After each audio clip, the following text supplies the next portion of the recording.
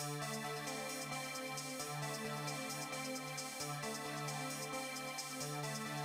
right, guys, here we are with Mackenzie, the lady of the hour. She is the executive chef here at Mercato BYOB, and what are you going to be making for us today? We're going to be making the crispy skin striped bass. So one of our signature dishes. Yes, that's what I was just about to say. That is like, this is the dish. If you come to Mercato, you get this. And my personal favorite, the scallops. Do you still have them? We still have the scallops. So if you're in this neighborhood, basically your nose can lead you to Mercato. I live right around the corner, and it's such a delight to have you guys in the neighborhood. I tell you, it's all that garlic and butter. Yeah, and the truffle oil.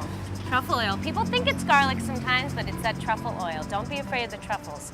Get it. Here we are, Mercato BYOB. You market yourself as Italian American, new classic fare. What does that mean?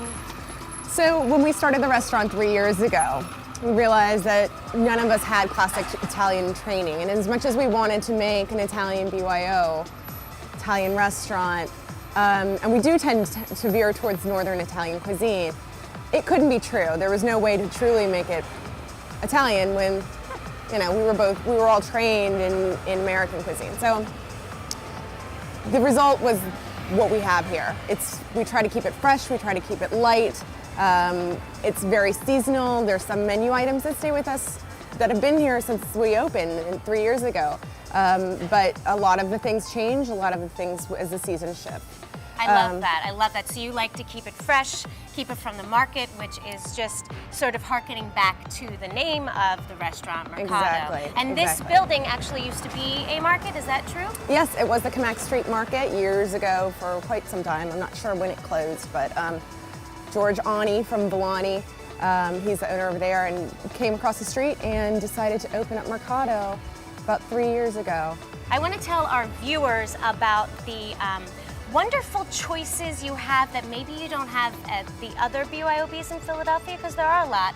You've got this great olive oil list that pairs itself with artisan cheeses and cured meats, correct? Correct. We carry 7 cheeses, 7 meats at all times. I try to switch up the cheeses a lot. I'm a big fan of getting local cheeses because there's some wonderful things that are coming out of this area right now. Right. Pairing them all together, you can come mix and match, make your cheese and meat plate however you like. It's a wonderful way to start a meal. It's so fun, an olive oil flight. Do that next time you're here, get it. Let's get down to business. Let's go ahead inside and do your magic. Okay. I can't wait to taste it. So today I'm going to show you how to make Mercato's crispy skin striped bass. I'm just going to use 1 fillet. You want to make sure all your pin bones are out. They're going to run down this line right here.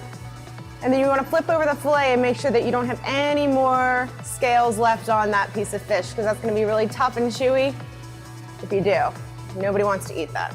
Flip it back over, and we're going to use about 6 ounces for 1 portion. So we're going to do 2 pieces. It's going to be about 2 3-ounce portions. And get that seasoned up on both sides.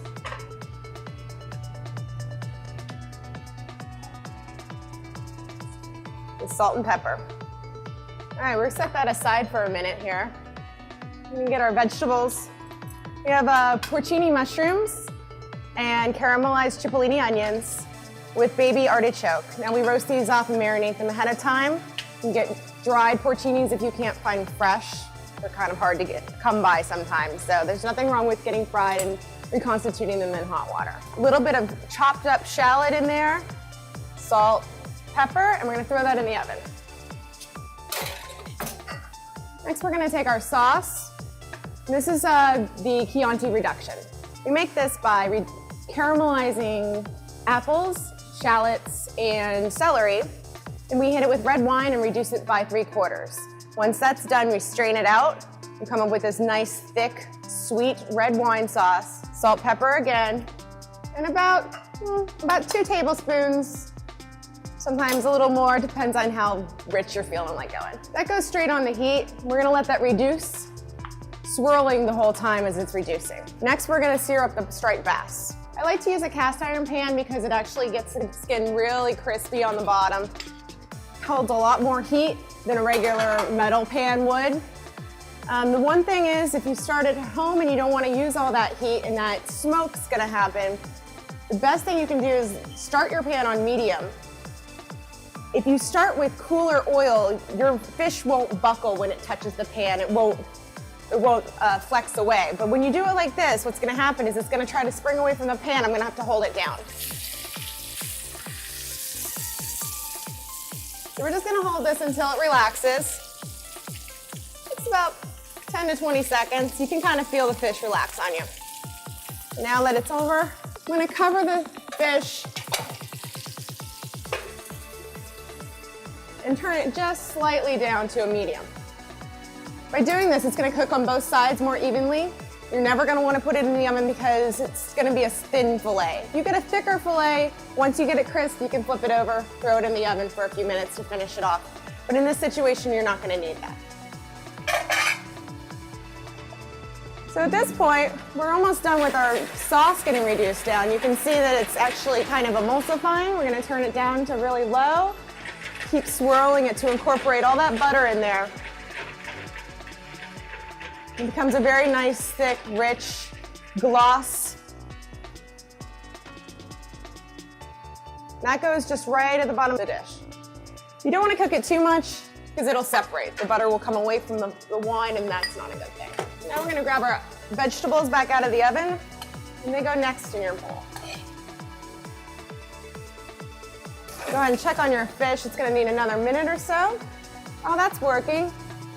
We have our pancetta crisp. Now I crisp this up a little bit ahead of time in the oven, so I'm just going to reheat it. It's thinly sliced pancetta, and we throw that into the oven until it crisps up. It stays nice. It's basically like an Italian-style bacon.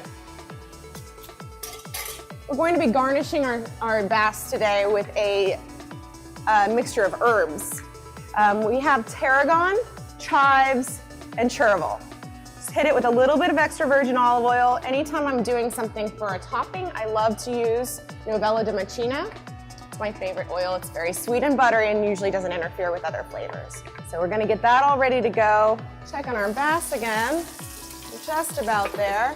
And you can see on the bass that it's actually starting to get a little pink right in the middle, but all the rest of it is cooked around the edges. See, the skin is turning brown where it's touching the pan. That's very important. That tells you that it's just about ready. If it gets all the way opaque throughout, all the way to the top, you really don't want to flip it over and cook it much more because you're going to end up with an overcooked, dry piece of fish. See the skin is nice golden brown. And I always like to remove any excess oil. Only going to take about 10-15 seconds on this side to cook the rest of the way through. Still going to be a little under.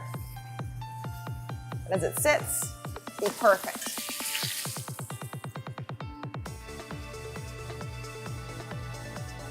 Okay. Then we're going to garnish with our salad on top.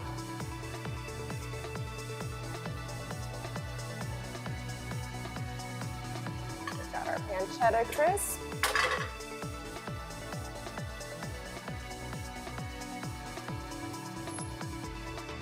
Once again, I like to remove the excess oils.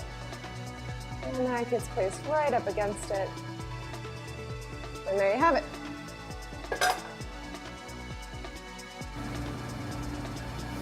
Come down to Mercato.